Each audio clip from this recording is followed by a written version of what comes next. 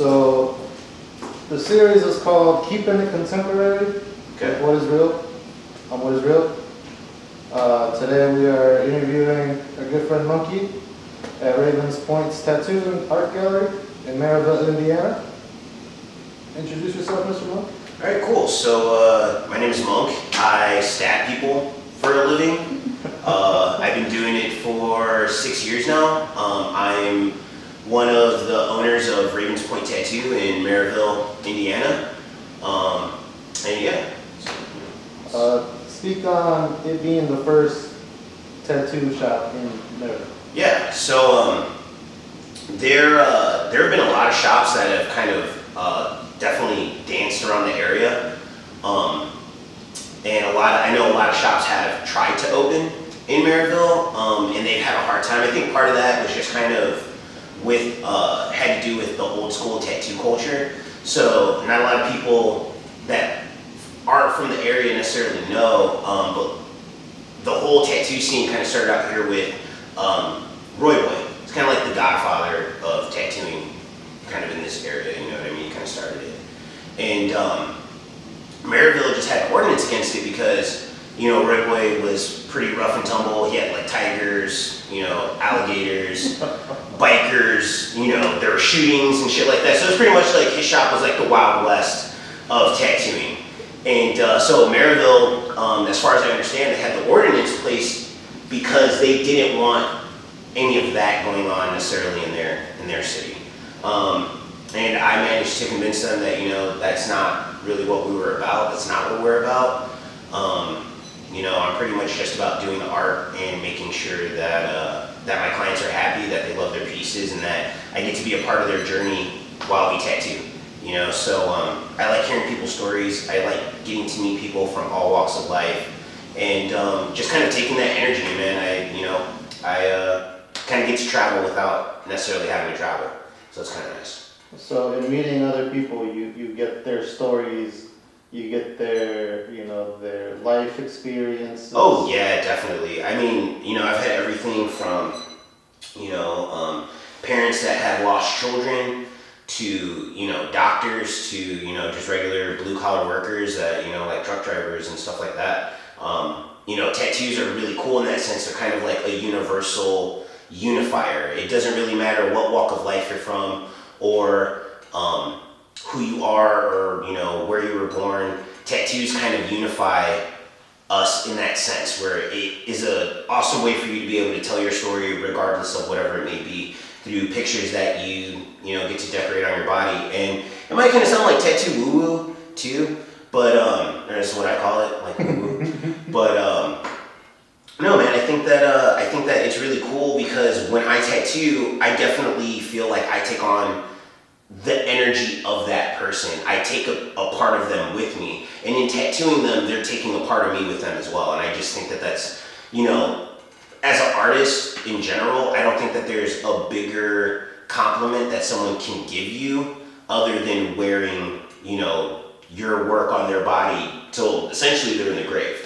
And that's also something that's really cool about tattoos, because it's like you only get to see it through that person's life cycle, and then once they die, those pieces are gone to time. You'll never be able to see those tattoos again. So I think that that's something that's really cool. It's kind of, you know, even the Mona Lisa cracks sort of deal, where it's like, yeah, even, you know, these pieces that are permanent on the skin are still finite. You're only going to be able to see them for so long, and I think that that's awesome. When did you start learning about tattooing, and when did you get into tattooing? When did you start tattooing? Okay, so, well, I had always wanted to tattoo since I was a kid. So I lived in Gary as a child, and it was just me and my dad in an apartment, and we had a neighbor, and I remember the day, it was a summer day, she was sitting on her porch, and she had like a panther tattoo that had been done on her arm, right? And I just thought that was like the coolest thing ever. I was like, holy crap, dude, you can have these pictures on you, like, on your body forever? Like, I just, dude, like, blew my little mind. But at like the age of probably 6 or 7 or so. And and yeah, that just kind of sparked that interest in tattooing. And so, in that sense, I kind of always wanted to get into tattooing, but I didn't really get serious about it until I got out of high school and I needed to kind of start joining the workforce and getting a regular job. So when I turned 18, I kind of went around and looked at, some of the local tattoo shops trying to get an apprenticeship, and that did not work at all. I mean, and looking back, I get it now, but most tattoo artists aren't gonna want to take someone who's super green, and still really wet behind the ears and have to show them literally every single thing about tattooing. So I ended up going to art school, where I met a bunch of awesome people, including you, but meeting people in the tattoo industry, and that helped kind of bring me in. But it wasn't until years after that I actually started tattooing. So I was in art school from the time I was 19 until about the time I was 21. Then I ended up moving down south and, worked a couple regular jobs, mainly at like warehouses and stuff like that. And it wasn't until I was 24 that I contacted a buddy of mine and who was tattooing currently. And, he was willing to kind of give me an in into the tattoo industry.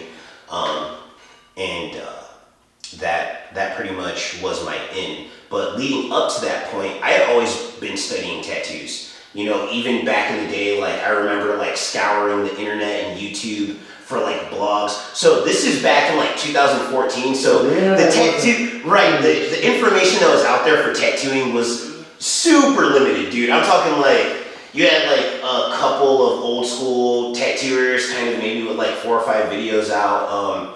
And then I had found some stuff by some of bigger name tattoo artists like Nico Hurtado and I can't remember the other guy's name off the top of my head. And I would watch those videos like repeatedly, dude, like over and over and over again. If it was a VHS, I would have wore it out. So yeah. And I would constantly study, I would buy machines, I would take them apart, put them together. I tattooed myself a couple times just trying to get a feel for what it would be like. And really learning like the odds and ins and outs, like, needle diameters, needle tapers, how your machine should run, voltage, just all the stuff that you kind of learn through an apprenticeship anyway. I had already kind of had a pretty solid background in that stuff by the time I had made it to the point where I had started my apprenticeship. Yeah. So as of now, how long have you been tattooing for? I've been tattooing for about 6 years, give or take a couple months. There was a kind of a year where I had taken a hiatus in 2015 because my wife was pregnant with our first child, and so that's a whole another can of worms where you're an expectant father.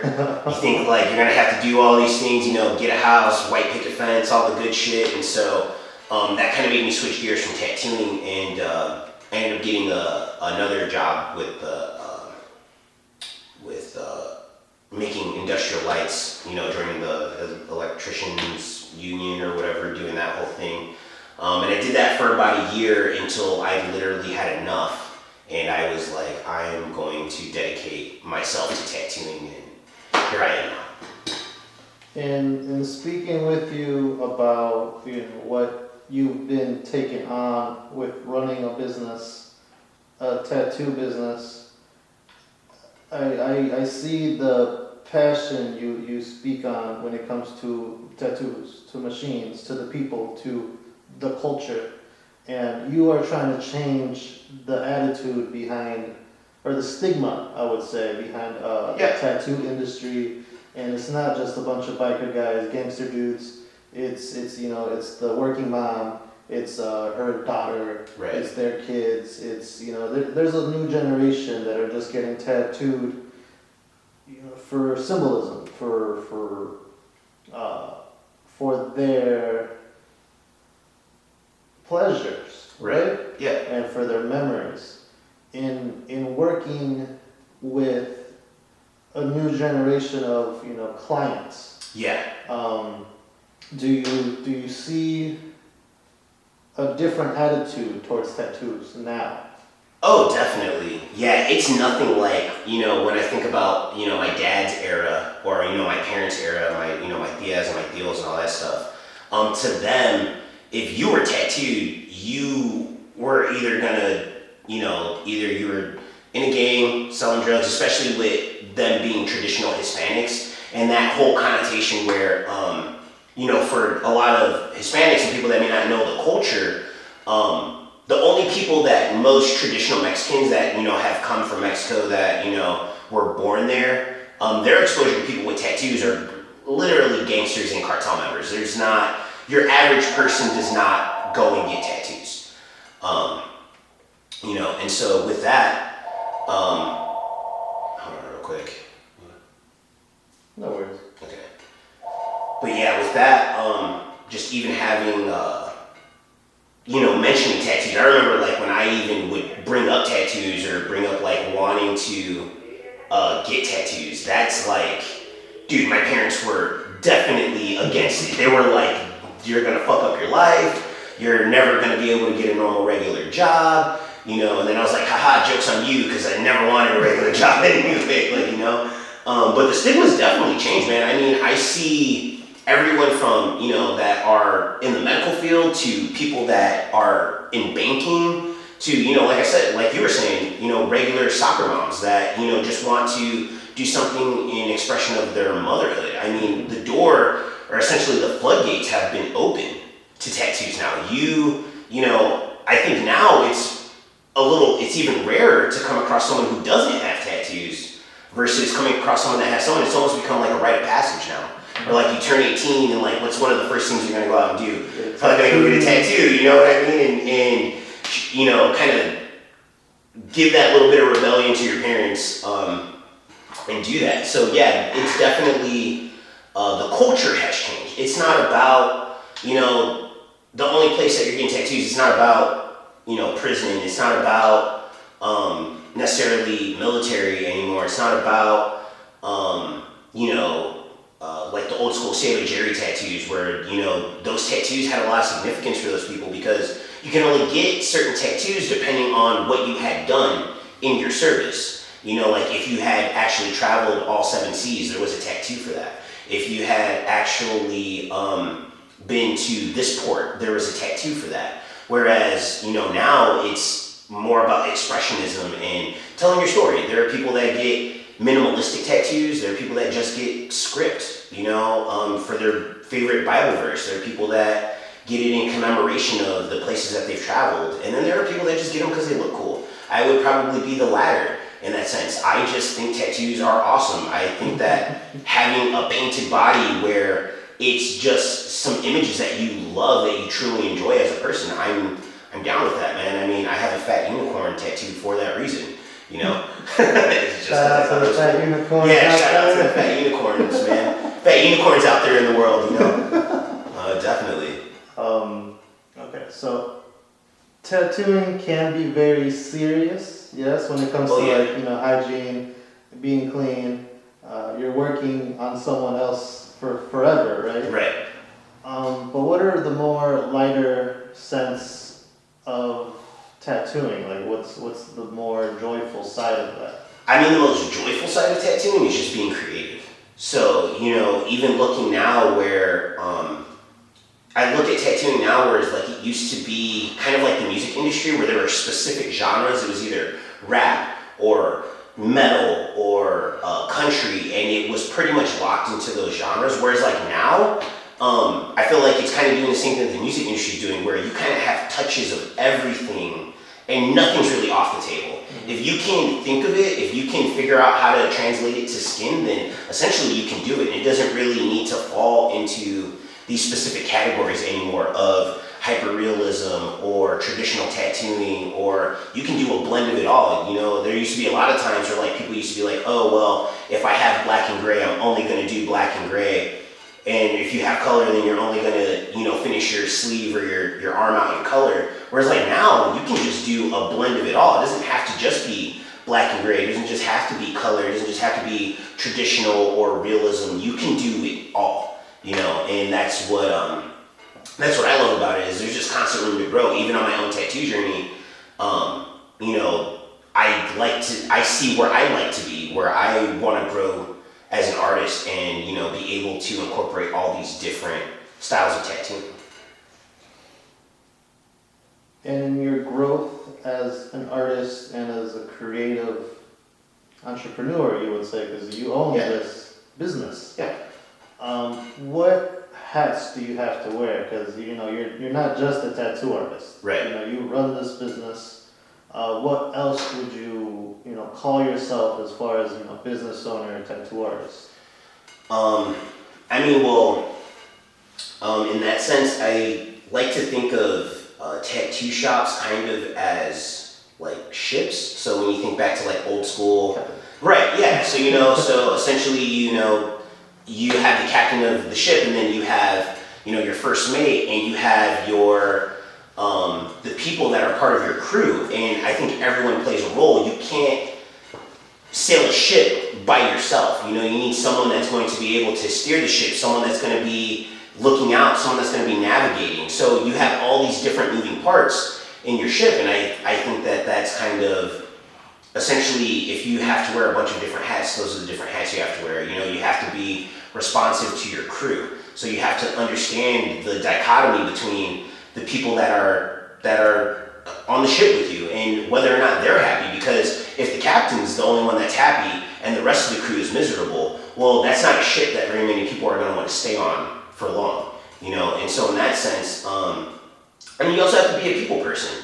I think part of what I love about tattooing is my interaction with so many different people. I genuinely enjoy that. I enjoy hearing about people's lives. I enjoy hearing their stories. I enjoy hearing the good, and the things that bring them joy. I enjoy hearing the bad, where, this person has had to overcome a bunch of adversity in their lives and where it's led them, and how they've come through that. I think that as a tattooer, without your clients, you're nothing. I'm just a guy that can stab people at that point. But without my clients are what makes me a tattooer. You know what I mean? That's what makes me a tattoo artist, is the people that are willing to come and get tattooed by me. Without them, essentially, I would, like I said, just be a guy that stabs people. Yeah. All right, we're talking about stabbing and the act of tattooing now, right? Right. So, yeah. Can you talk about your experience in giving yourself a tattoo? Was it your first tattoo? Was it something that you really wanted, or was it like practice for you? Well. I want to say, first off, if you're getting into tattooing, one thing that I want to stress to people is making sure that you're going about it the right way. Wear gloves. Make sure that you're using clean needles that have not been used before. Make sure that you're using, if you don't have something that can clean steel tubes, get disposable tubes, because no one wants to get a tattoo or start a tattoo journey just to end up with something like hepatitis or HIV or any of those things, which are not a threat the way that they used to be in the industry, but are still very much a threat. I mean, definitely, needle sticks and stuff like that are something that we all try to avoid, But yeah, so, with that, starting out, I just want to, preface that with that, and then also say, like, I'm super grateful that in my life, not knowing really right from wrong in tattooing, that I managed to not infect myself, with any plethora of diseases that's out there. Because it's like I said, it's hard to do, but it's easy to do at the same time, depending on where you're at in your setting. Kitchens make a great breeding ground for bacteria, so do basements. So it's like one of those things where, you gotta walk that line. But for me, with tattooing myself, I think the very first time I ever tried to tattoo myself in any way, shape, or form, I was probably 17, maybe 18, and I had gotten one of those like cheap knockoff tattoo kits, And I was like, oh, hell yeah, dude, I'm gonna tattoo myself. And I did a tattoo that was like this big, not realizing that it was gonna take me forever. So I only got it like half done. It was like a little teddy bear in a straitjacket, and then I did brass knuckles above it. So it's like, I don't get that, but you know, I was just trying to do something cool. And then I didn't tattoo myself again for years. I realized at that point, like, I had no clue what the fuck I was doing, and I should probably stop before I fuck myself up permanently, you know? And then I started getting back into it again right around when I was 21. I started buying equipment, looking into equipment, researching equipment, and really like, okay, this is what a high quality machine is. This is what, you know, a low quality machine is, and the difference between them and why there's that price difference between them. And really starting to understand that. And then I started tattooing myself again, leading pretty much right up into my apprenticeship. And my apprenticeship was not conventional by any means. It was about 2 months long. Most apprenticeships run anywhere from, you know, a year to a couple years to a few years, depending on how hands-on the apprenticeship is. So yeah, 2 months was nothing. But leading up to that, yeah, I tattooed my leg a couple times. I did a big piece on my thigh, chewed myself up real good with that. And then started my apprenticeship, and then sporadically had tattooed myself. Every time I thought that I had learned something new or another technique that I could apply, essentially I would tattoo my legs and just kind of like test it out and see what I could do and where my understanding was at. So do you feel it's important for a tattoo artist to know what it is to get tattooed, to the process of giving yourself a tattoo? Does that teach you like what you're doing is important? Yeah, I think a lot of things come with that. So one, if I'm gonna get a tattoo and the dude tattooing me or the chick tattooing me is not very tattooed, you know, it's gonna like, all right, well, it's like, well, how come, if you like doing tattoos, like, how come you're not tattooed, you know what I mean? So it's kind of one of those things where like, it's hard to trust someone who has no tattoos tattooing you. It's kind of like, you know, trusting someone to teach you how to drive, but they don't have a license, you know what I mean? Like, it's kind of like, do you really know what you're doing, bud? And it's like, oh yeah, I drive all the time. So yeah, with that, you also do kind of learn, I know for me personally, tattooing myself has showed me how it feels to get tattooed by me. So I know what that person in the chair is going through because I've done it to myself. So, you know, when someone's really in pain, I have a solid idea of like, are they really in pain, or are they just kind of being a bit of a baby when it comes to the tattoo? Because it happens, you know, not everybody handles pain well. That's a thing.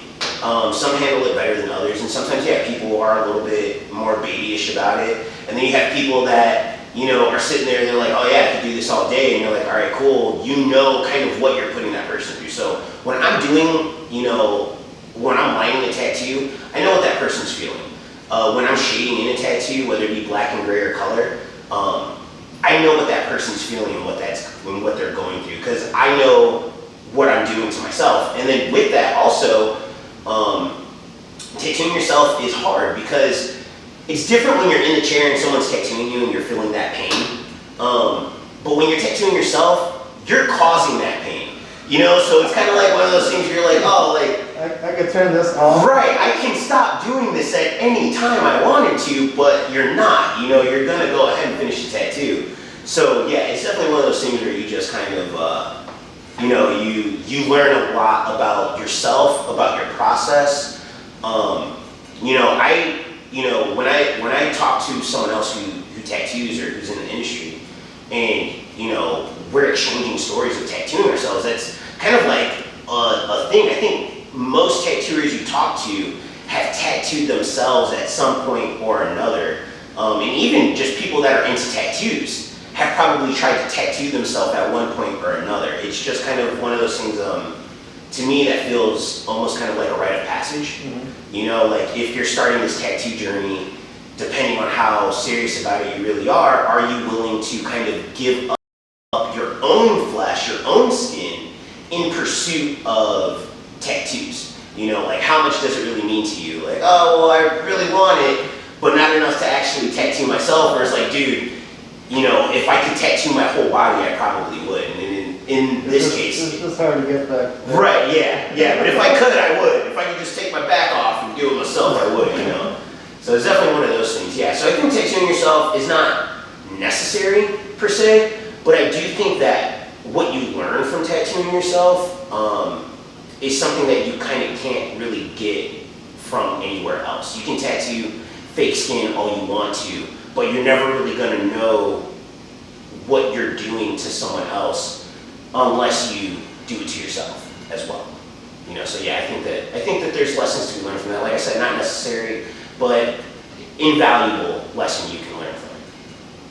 So speaking of lesson, who are, you know, some artists or tattoo artists or artists that, you know, shown you your way, as far as, you know, they taught you how to tattoo, and who is like your inspiration out there in the tattoo universe? Okay, so as far as people that have kind of shown me, I have not been super fortunate to have a lot of mentorship in tattooing. A lot of what I know has been kind of learned the hard way through just trial and error and, you know, picking it up as I go, which happens. You know, not everybody gets an awesome apprenticeship. Some people kind of, you know, not every shop has your best interests at heart. Some tattoo apprenticeships, in my opinion, are gonna fucking suck. There's no way to say that any differently other than like, yeah, sometimes you're gonna get lucky and you're gonna get an apprenticeship at, you know, a really awesome shop that really takes care of its artists, that looks out for its artists, and then sometimes you're gonna get a shitty apprenticeship, man, and you're gonna have to eat a lot of shit sandwiches and scrub toilets. And dude, I mean, in my apprenticeship, just in those couple months that it lasted, I cleaned probably more toilets than I've ever cleaned in my whole life. I was doing things that literally had nothing to do with tattooing. Essentially, it was just kind of like grunt work, you know, so like cleaning up garbage on the side of a building, literally piling junk into the back of a pickup truck. Had nothing to do with tattooing. It was just the owner of the tattoo shop needed some cheap grunt labor done, and guess who gets to do it? The apprentice, because the apprentice doesn't get a voice. The apprentice doesn't get to be like, oh man, I really don't want to do that. You know, you're just kind of the guy that's there, and they're like, well, make yourself useful. Go ahead and clean this up and scrub these tools and do all this grunt work that, you know, the artist or the piercer themselves, they didn't want to do. You know, setting up for people and all the other stuff, that was one thing that I thought was really good about my apprenticeship, having to set up for everyone, because the habits you learn kind of really do stick with you. And then as far as people that I look up to, I mean, you know, I think one of the people that I really looked up to the most, he's a pretty big name in tattooing, but that really just showed me like how you could push the envelope in tattoos in general, like, you know, doing stuff that almost doesn't even look like it's on skin. You would swear that it was on a canvas or that it was digitally done or something like that. One of those guys was Nico Hurtado. I mean, I definitely think that he's, you know, one of the greats out there. You know, and there's a lot of big names that I look up to. You know, Steve Butcher being one of them. You know, so with that, the people that I look up to are pretty much the same people. It's like looking up to Michael Jordan or Kobe Bryant or LeBron James. You know, though obviously you're gonna look up to those guys because they're the best at what they do. As far as locally, I haven't really had many, like I said, many people that have been willing to kind of take me under their wings. Actually, one of the people that I do kind of look up to a lot as an artist is actually the guy that did this piece. His name's Jordan Jones. He tattoos, you know, out of Lexington, Kentucky, and he has been gracious enough to bless me with knowledge and be like, hey, you know, this is kind of what I do, or this is kind of how I went about it. And he was awesome enough to kind of do that for me. Shout out to Jordan Jones out there. so I look up to him a lot. Just the way he goes about all of his artwork, and it's more than just tattooing. Really, I look up to him as an artist, as a creative, and a tattooer. So he's definitely one of those people that have helped me grow as an artist in general, and just realize that, hey man, you can push yourself as far as you want to. There's no box that you have to live in. People will try to put you in a box, but there's no box that you actually have to live in. So yeah, and he's been a good friend of mine throughout the whole tattoo journey. So yeah, those are what I would say people that I look up to. So on your tattoo journey, what do you call yourself? Do you call yourself tattoo artist, tattooer, artist, a dude that tattoos? What is Monk? What are you? Well, if someone asks me what I do for a living, 90% of the time I'm just going to tell them that I stab people. Just because I think it's hilarious. And I usually just leave it at that. I don't really go in depth. So I'm like, oh, what do you do? And I'm like, oh, I stab people. And then I just kind of leave it there. I don't really explain or go more in depth. I just kind of let that marinate for a second. Because you're gonna get one of two reactions most of the time. Either they're gonna be like, oh shit, like what does this guy do? Yeah. Or they're gonna think it's hilarious, and then they'll kind of press on and kind of ask you like, oh well, like how do you stab people? Like what do you do? So I enjoy that. Yeah. But I guess I look at myself as just really at the core a creative, man. It's not really just necessarily about tattoos. It's just the media that I prefer to work in. But really, I'm just kind of down for creativity in general. It doesn't matter whether it's sculpting or putting some random weird shit together. Like it's not just about being a quote unquote traditional artist. I think as long as you're creating, as long as you're kind of pushing the envelope and not locking yourself in a box, you can essentially call yourself whatever you want to. But yeah, I don't really stress the titles: tattooer, tattooist, tattoo artist, guy that stabs people. It's all the same. But it doesn't really. I'm not a stickler for titles. Not a purist. Right. Yeah. I'm just a guy kind of doing my thing. I like to stab people. Maybe go home, smoke some pot, enjoy my day. That's So that's like a good pretty day. much where I'm at. I think it's good that you say what you do for a living.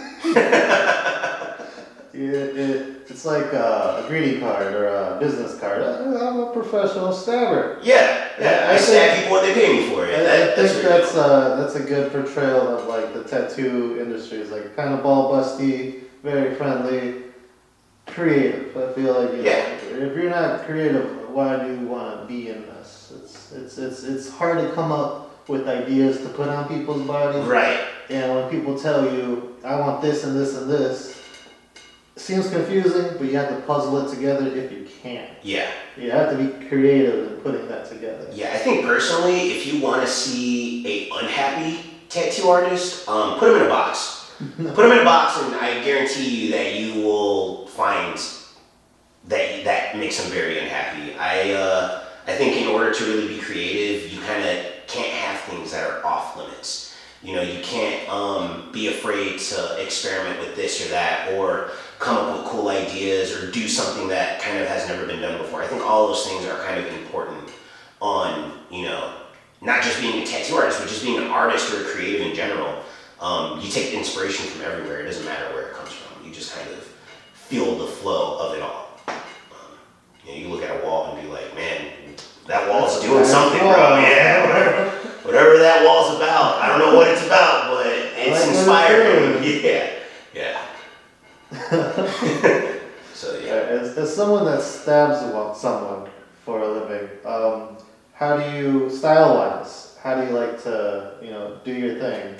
What's your bread and butter when it comes to tattooing on someone? Okay, so what I enjoy tattooing a lot of the time is I would say probably a blend between like neo-traditional and just traditional tattoos. It's kind of got a little bit more of an illustrative look to it. And I enjoy the high color. Although lately I've kind of been making a push to get a little bit more proficient in black and gray. But what I really enjoy doing is like just these really high intensity color pieces. I think they're really cool. And I think part of it too is like, you know, me being the skin tone that I am, I can get some color, but it's never really gonna pop that hard like it would on someone who is really fair skinned. So with that, I think I gravitate towards doing a lot of the color more because it's something that I personally can't really get or enjoy. You know, I can do certain colors, but on me, most of the time, like blues tend to kind of gray out, purples tend to kind of gray out. Reds tend to hold fairly well, greens tend to hold fairly well. So I'm a little more limited in what I can necessarily do on my skin versus, you know, someone like I said who's really fair skinned. You know, the sky's the limit on your color blend and how you want to push it. Like I said, you can do the same thing on someone who's darker, but you just don't get the amount of blending that you would on someone who's really light skinned. Just because you're already, with the skin being darker, you're already removing several tones that you would otherwise have used in someone who was So you become limited palette to someone with darker skin. Right, so if looking at me tattooing someone who's fair skinned, you might see me have a plethora of different colors out, whereas if I'm tattooing that, if it was that same tattoo on someone who was darker skinned, you would see me narrow that palette a little bit because some of those colors just aren't gonna read. You know, reds that are only a couple shades off on someone who's my skin tone, you're not really gonna pick that up. You're really gonna just try to find a balance between like a dark red and a bright red and kind of meet that middle ground. Yeah, so, you know, with that, you just kind of have to be conscious of your canvas and the skin types that you're dealing with. With pigments now being so, you know, bright.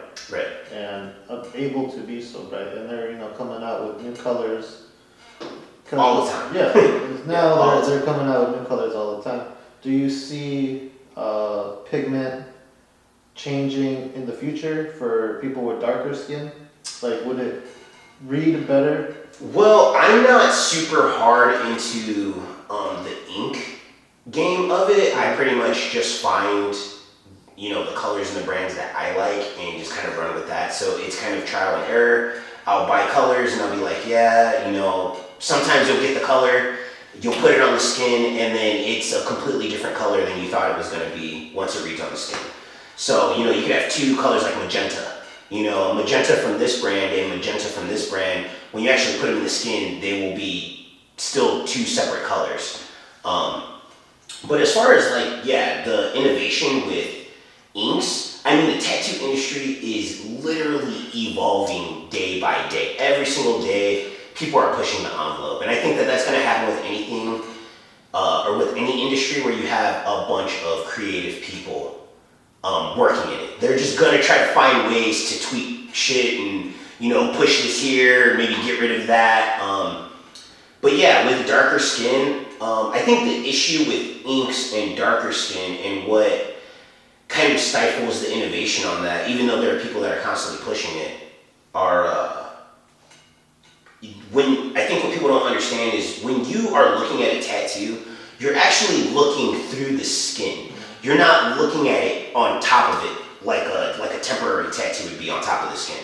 So what you need to realize is it kind of works like a tinted window, right? So if you have, you know, a lighter tint on the window and someone's wearing a red baseball cap, you might be able to tell that it's bright red or dark red or, you know, whatever hue of red it may actually be. Whereas the darker and darker that window tint gets, the less you're going to be able to tell kind of what color red it is, and the more it's just going to read as a red. So, you know, if you have a super dark limo tint that you can barely see through by putting your hands up to the glass, you might be able to see that that's a red hat, but you can't tell if it's bright red or if it's dark red or whatever. It's just going to kind of read as a red to you. You lose those values as the skin gets darker that you're looking through. So that's how come you kind of, that's where the issue is, like, how do you make an ink show brighter through the skin? You know what I mean?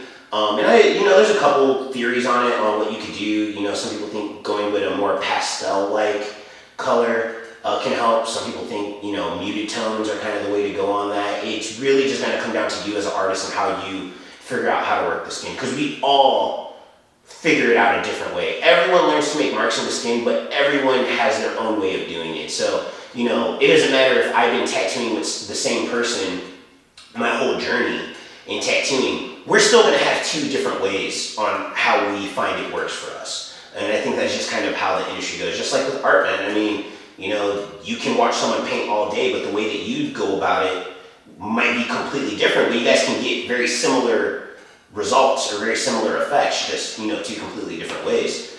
So, yeah, with that, and like I said, speaking with limited knowledge on tattoo inks and pigments, that's where I see it probably being hard to push that envelope, is finding something that's really going to show through the skin brighter. Great. So we've talked tattoo, pigment. What's your preferred, how would I say, weapon? Like when it comes to style of machine? Well, lately I've been using a direct drive rotary. That's what I enjoy using. But you can have a stylus machine, you can have a traditional coil machine, you can have which a stylus is another rotary, still a rotary. But then you can also have rotaries that are, crossover machines, so you can use traditional needles on it, or you can just use the needle bar itself that pushes down on the cartridge that you use. Me personally, I prefer the rotary machines. I really prefer them just because of the consistency. With coil machines, you kind of have to tune them after a while, and I'm probably going to get some hate on being a rotary guy, because you're going to have a lot of people out there that are like, loyal to the coil, bro. That's like, I can't even take anything you say seriously anymore. You're not using a coil machine. I mean, dude, it's like that. People have their sides of what they're into. You know what I mean? And by all means, dude, if coil machines are how you get down, more power to you. I got tired of tuning them. That was just starting to become kind of a bit of a pain in the ass for me. So it's a lot easier to just kind of go to a rotary machine. But I think you should probably have an understanding of both. You should have an understanding of how a rotary machine works. You should have an understanding of how a coil machine works, and kind of everything in between. I mean, it's kind of like only driving one car for your whole life. You know what I mean? It's like, no, dude, I want to drive a truck. I want to drive, an SUV. I want to drive, a sedan. And all these different cars still do the same thing. They all still drive. It's just, what do you prefer? And so lately for me, what it's been, I've used stylus machines before. I've used traditional machines, and I've used direct drive rotaries. For me, just happen to be what I enjoy. But, people, just like people like to drive muscle cars and someone likes to drive a Lamborghini, you're going to have that difference. Some people are going to like, the sound of a traditional machine, the vibration of it, the way that it hits when they're making their lines, or the way that it bogs down when they're doing their shades. That's all something that is going to cater to a certain type of person. For me, I like it to kind of just hit consistently and then adjust from my hand speed or the way that I'm hitting the skin to get the effect that I want. And so it's really just, what do you prefer? Pick your poison, choose your weapon, all that stuff. It's pretty much, what do you want to do? Yeah. Let's see. When you come to your shop, what do you want?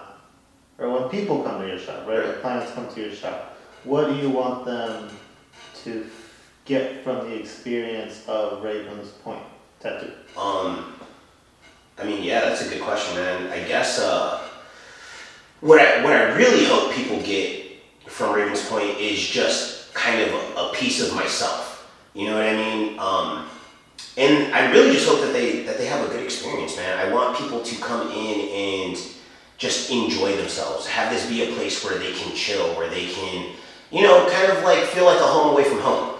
This is if this is where you come get tattooed, I want you to feel at home, and that's part of just me enjoying my time with my clients in general. So You know, I want them to be able to relax. I want them to be able to chill and kind of, because it's scary, dude.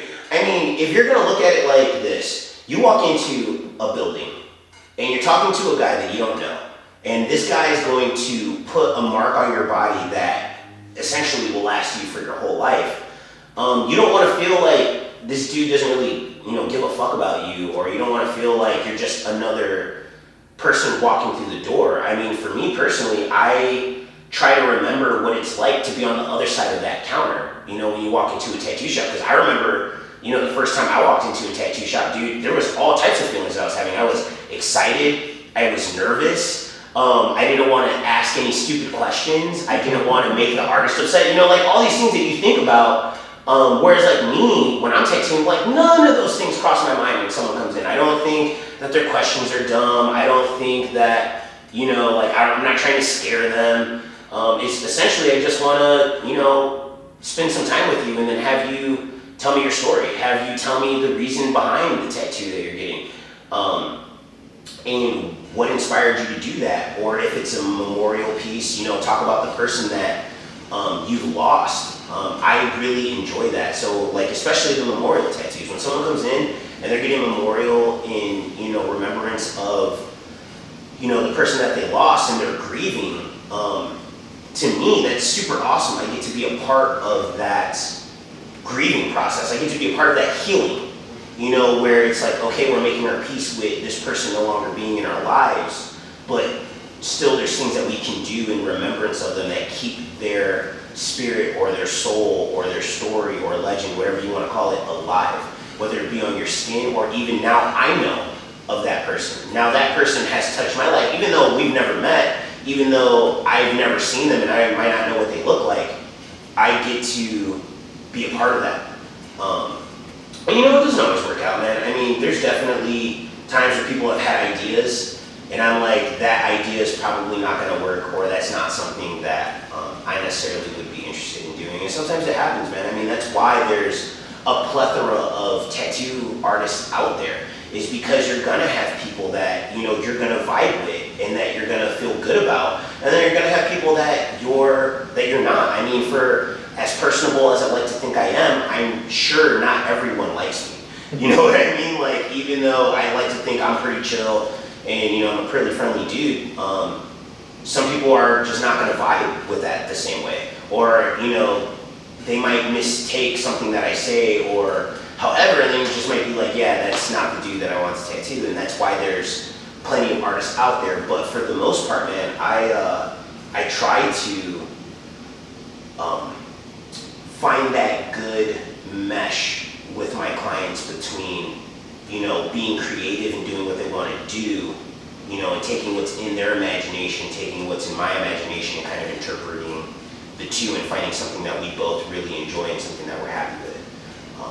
But yeah, as far as the feel of the shop, man, I just want people to come here and enjoy themselves, man, and just, you know, have a good time and tell their story. That's awesome. Could you speak on the gallery portion of your tattoo shop? Because to me, it's you know, it's not a crazy idea, Right. but it sounds more like a newer idea. I don't think it's.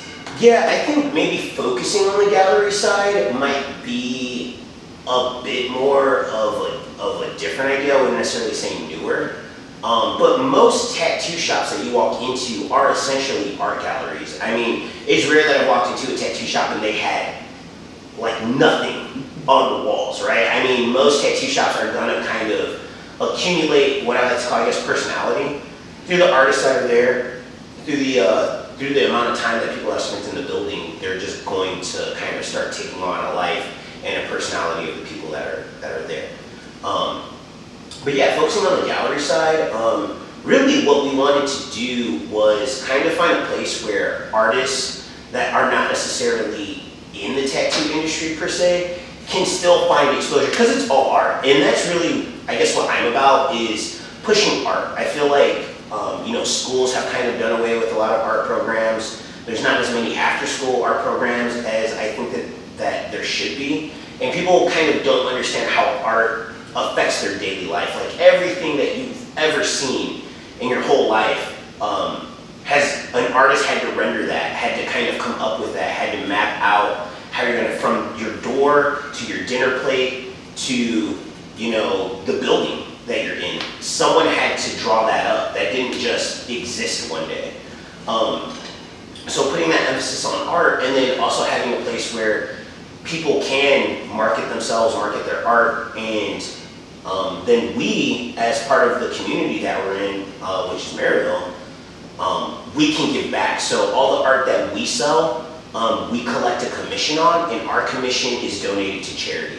And that's just what I thought was like a really cool way for us to be able to contribute to our community. And it really doesn't take much, man. I mean, we're making our money tattooing and, through our merch and stuff like that. So selling the art and looking out for the little guy, which in my mind is the artist, because what I tend to find, not necessarily just in the tattoo industry, but in the art industry in general, is where the artist comes in, where he makes his money, is usually like the last thing that the gallery or any of the curators are really necessarily focused. They're more worried about kind of pushing the gallery and marketing, I guess more of like the upscaleness of it. Whereas here, I really want to focus on marketing the artists themselves and, pushing them and bringing them to the forefront. And so, it's been a work in progress, but really just getting their names out there and being like, hey, this artist does stuff like this, and if you buy their art, not only are you helping support them in their creativity, but you're also helping support the community as a whole, which I think is something that has kind of been thrown by the wayside lately. A lot of people don't really invest in their community like they used to. They don't really invest in making their area better. We'll all bitch about it. We'll all bitch about how the area's gone down, or how things should be different, or things used to be different, but I think very few of us actually take the time and the effort to put it back into the community and be like, okay, well, if I'm not seeing the changes, or I'm not seeing things grow the way that I want them to grow, I'm gonna put my money where my mouth is and give back. So yeah, that's kind of what the whole gallery side of it was about. Like I said, it's not necessarily anything that I think is groundbreaking. Most tattoo shops are essentially galleries. It's just we're making it more of a focal point by focusing on selling the art. Whereas most of the time, some shops are either going to have flash on the wall, or they're going to have artwork done by the artists that may or may not necessarily be for sale. It just depends. So speaking on Ravens Point Tattoo and Art Gallery, where did the idea of starting your own gallery tattoo business come from? Okay, so being in charge was not necessarily something that I particularly wanted. I was never, I enjoy kind of being in the background, dude. Some of my friends that know me really well, they'll joke around and say that I'm good at being a ghost. So like I'll show up and I have a really good way of like exiting stage left when it comes to things that I don't really want to deal with. But the whole thing of eventually opening up my own shop, what culminated to that was I would just get a lot of questions about it. People asking me like, hey, do you want to open up your own shop one day? Are you eventually going to open up your shop one day? You should open up your own shop. Stuff like that I was getting from clients. And it kind of made me entertain the idea. But still, like I said, being in charge was never really something that I necessarily wanted. I'm a bit of a free spirit myself, so I just kind of like to be able to kind of come and go as I please, stumble in here, maybe walk around there, and it's not really locked into, this is home. But just through my journey, what had happened was I had been at a couple shops, and in my mind, like I had always wanted shops to be like a crew, an actual legit crew where like, we all kind of know each other, we all break bread with each other, we all spend time with each other, we're all kind of essentially a family away from family because we spend enough time together. When you're in the shop with someone all day, you're spending a lot of time with them. And And so if I see you as much or if not more than I see my own family, I don't see why we shouldn't kind of start looking at each other in a familial sort of tone, right? And so I had been at a few shops, and kind of wandered through and never really found that. It always kind of seemed like it was kind of maybe dog eat dog, or it's kind of more like, I'm gonna do my thing, kind of leave me alone, or like, yeah, we can be cool, but like, don't like watch me tattoo, like let me, stay over there, that sort of deal. And so essentially, it was kind of one of those things where after looking for a place that I guess I could call home, actually call home, and realizing that maybe what I was looking for wasn't necessarily out there, it just kind of evolved into doing my own thing. And that came, it really started to take shape when I partnered up with my business partner, Gonzo. We were, I had been entertaining the idea of a shop for probably a little over a year at that point. And I had been looking at buildings and trying to kind of figure out like, what's a good rent rate for a building for square footage, and then looking into like, okay, well, how long am I going to send a lease for, and all these other little logistical things that you kind of don't think about when you're going to open your own business, or maybe you do, but me being new to the game of opening my own business or entrepreneurship, I didn't know. It was a pretty steep learning curve, dude. And so with that, eventually I talked to Gonzo about it, and he was recovering from a major surgery that he had had. So he was kind of sitting around, and he had some extra time on his hands, and he was healing, and I was like, oh yeah, man, like, once I get the shop off the ground, know that you can always come like work with me. And we were kind of throwing names around, and I was really talking about it. And so he ended up going out and being like, hey man, like, why don't we just go ahead and file an LLC? And before I knew it, dude, it went from something that we were just kind of talking about, hanging out, drinking some beers, to something that kind of naturally just kind of started to take shape. It wasn't something that we had to force. It wasn't something that we had to like really pull teeth to do, even though we did have to do variances and stuff like that. But as far as the shop taking shape itself, it just kind of, in a weird way, as weird as it might sound, like wanted to exist. It wanted to be born. And so, yeah, just over time, it just kind of started taking shape and happening, and little by little, because I had always kind of been like, always buying my own stuff anyway. So like buying my own tattoo chair, buying my own tool chest, buying, my own. So I was a self-sustained tattooer regardless of where I was at. And so I already had a bunch of the stuff that I needed for my own shop anyway. And so it just ended up working out, man. Coming from a bunch of different angles, from Gonzo and from me, and, just having this, marriage of the two of us, where we ended up, being able to take shape here. I don't know if that answered your question. Okay.